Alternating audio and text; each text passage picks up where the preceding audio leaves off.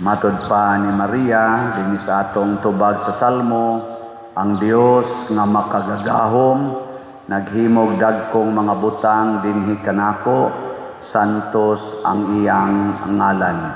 Mao ni ang usas mga paborito kayong linya ni Maria paghatag og sentro ngadto sa Ginoo. Linya imong tupad. Ning naunsay gibuhat sa Ginoo nimo, nahinumdom pa ka? Hinumdom pa? Dali ra ba kay ta malimot nya magkusog kay tang mumahay sa Ginoo.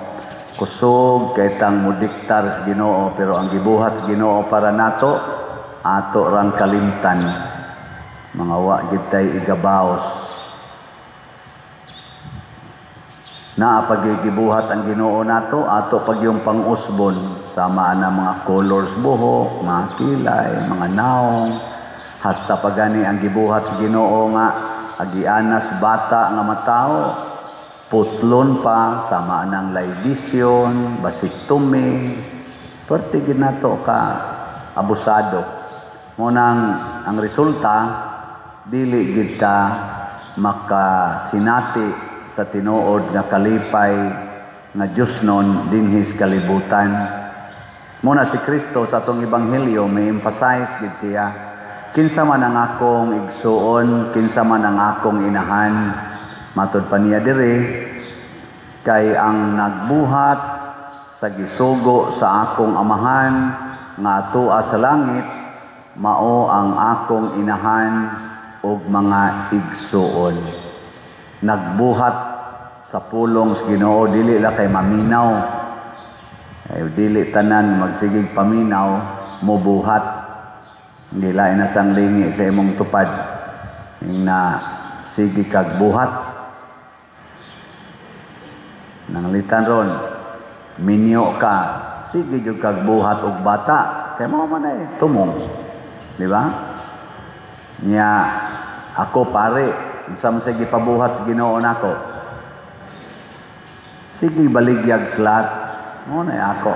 Nya kamo unsa man say ipabuhat sa Ginoo ninyo, sige sagpalit og slat, pwede sad mo mamaligya na pasabot ang gipabuhat sa Ginoo nato. Let us build His church, atong palambuon ang iyang simbahan. Mao nang ang tinuod nga igsuon ni Kristo kanang nahigugma sa simbahan. Kay ang simbahan, ang iyang katawhan, mao man ang tinuod niyang lawas o presensya. Mao nang magdumot na kita sa ato isig katao, magsige na ganitag kontra anang atong isig katao, maguba dayon ang atong pagkaigsuon o pagkainahan ni Kristo. Ug ang sunod, maguba ang atong kalipay. Muna diri sa atong unang pagbasa, ningon diri, pag-awit kamo og paglipay o mga anak nga babayi sa Sion, kay muanhi ako og mupuyo diha kaninyo. Lain na sang lingi sa imong tupad na nakapuyo na sa inyo si Kristo. Ingna ko no. Nakapuyo na? Uy. Kinsa ninyo dinhi ang moingon, Pader, nakapuyo na sa amo si Kristo, taas ko ng kamot. Congratulations. O kinsa man si Kristo. Una, kana gyong labing ubos, mga gigutom, giuhaw, kanang gikas prisuhan, kanang mga labing ubos ba, mga kriminal, mga manuyupay, mga waybalay, nakapuyo na sa inyo. Oo, na mo tingog. Di ba ningon mas Kristo? Unsa inyong gibuhat aning mga waybalay, mga waybisti, kani mga binilanggo, mga masakiton. Ana, mao nay presensya sa Ginoo. Muna pinakaunang presensya sa Ginoo. Ikaduha nga presensya sa Ginoo kanang iyang pulong. Ang pagdawat nato sa iyang pulong. Si Maria, sa wapan niya dawata si Kristo sa iyang taguangkan, aron mahimo niyang anak, iyan ang gidawat sa iyang kasing-kasing ang pulong sa Ginoo. Moto ang pulong na himong tao.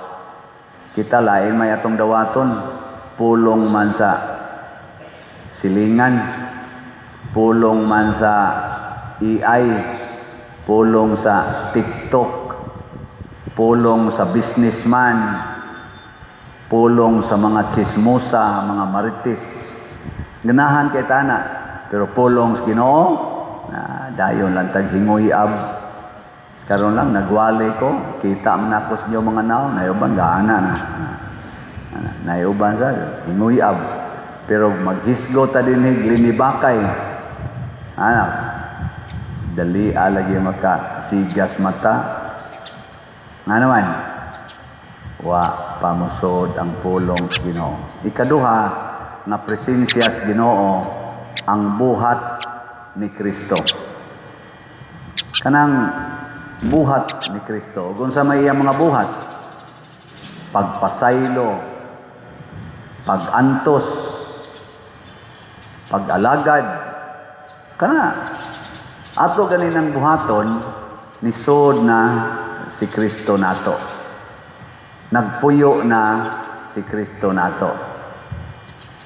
Lingi ana sa dimong tupad. Kanang lingi-lingi buhat man na. Kaya ingo mas Kristo tagda ginay mo si katao. Lingi ay na pila na kaslat imong napalit. Na. Ngutan awa na mga pila na gyud ka slat. O wa ka kapalit og slat sa ato pa wa kay gibuhat nga pag-alagad. Kanang slat pag-alagad man na. Sige, mauna ni atong slat karon.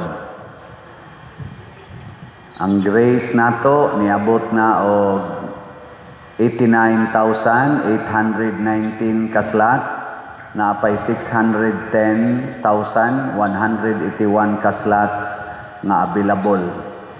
Tag 100 pesos per slot. Nya doon na ni 70 slot challenge, tag 7,267 na sad ang atong halin or challenge. Ang atong PPSC para aning atong mga projects dinhi sa parokya niabot na og 64,423 ka slots ang atong halin, napay 35,577 ka slots na available, tag 100 pesos per slot. Dunay 162 slot challenge ni 16,200 per challenge, 173 na sad ka-challenges atong nadawat. Nya sa atong DPR, kaning atong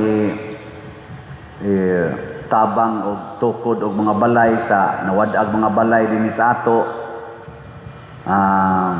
12,198 na ang ato karong pundo. So makahimo na tingay tanig mga dool-dool, mga 18 ka mga balay. O pa ta kasugod. Ato pang sigig sorbe. Tulo pa to kabuk ang nasorbe. Daghan pa tong sorbihonon. Di lang sa tapatakag tukod. No? Salamat kayo. Atong pakpakan ang namalit og slots. Sa atong DPRDI, ang atong mga natagaan na nga mga lugar din sa ato, sa Igos Bagyo, nga sa itong Bagyo Tino, ang Kabadyangan, nakahatag na ta dito, Mulaw, kay mao man gini ang nangaigo, sa may Tamiyaw, may Istaka, o sa may Tubigan. Nga, ngadto pataglaing mga barangay, karong sunod nga mga adlaw. Nga, pasalamat po ta sa ato mga donors na mihato dinhig mga hinabang. Di tingin ako manganlan ang tanan, pero mauni sila. Ang taga Bukidnon, nanganhi dinhi, kuyog sa ilang tulo ka pari o upat mating to ka deacons, mga 60 sila kapin.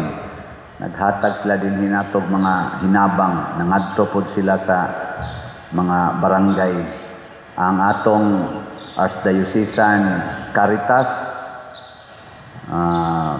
pinanguluhan nilang Father Alex Kula o ni Father Jamie Tulintin.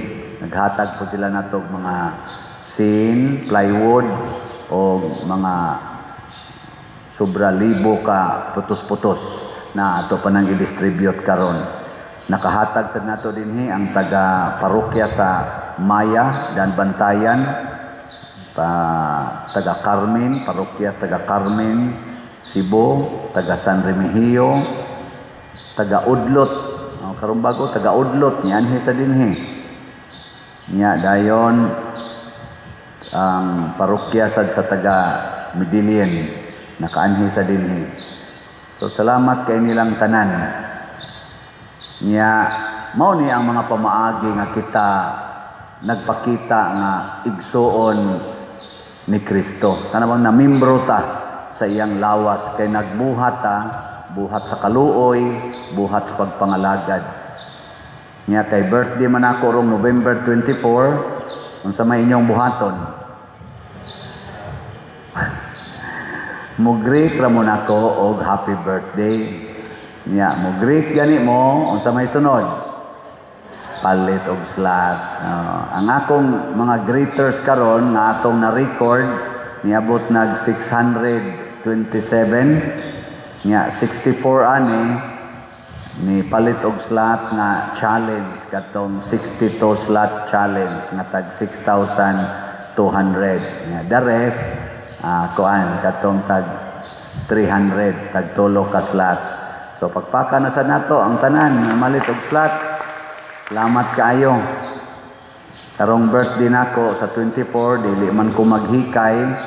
Karong Lunes pohon ug makaabot pa ko nga torang buhaton. Misa kog alas 6 buntag human mumisa tingali kog 4 ka misa ngadto sa atong mga nangaigo sa Baguio nga mga barangay din hilas dool-dool murag initially murag Buluang, Magay, Katikong o kanang diha sa may Diwanon. So mo na yung mga initial pa natong giplanuhan.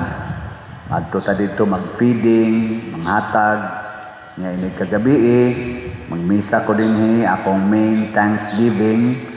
Ini ka-alas 6 sa gabi nga human sa misa mag Camino walk ta. Camino walk kay Lunes man na namnay Camino. Human na manguli tang malinawon. Nya motambong mo dili. Kaluya og tingog ng tambong. Pero may kaon tambong pa din.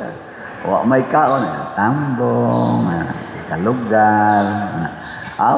Sagdi lang, basta wala sa taroy selebrasyon.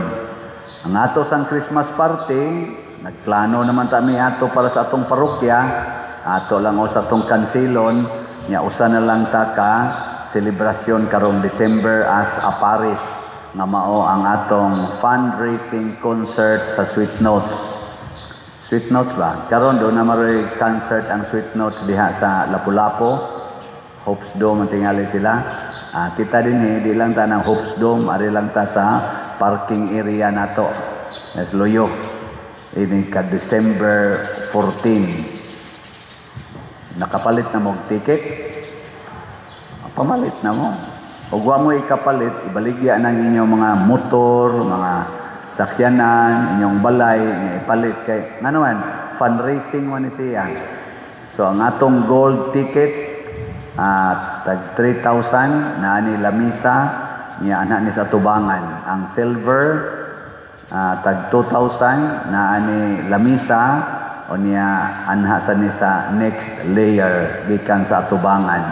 Ang bronze tag 1,000 lingkuranan ray naa way lamisa adto na ni sa third layer gikan sa atubangan. Ang general admission tag 300 pesos adto na ni sa last na layer gikan sa atubangan. So di lang ta magkuwag asa ta makalingkod basta ang ato maka-appeal ta og maka-fundraising ta. Nya unsao man pagpalit og tickets diya sa atong opisina o kontakan ning mga numero nga atong gibutang dinhi sa atong screen kay mao ni atong mga contact persons.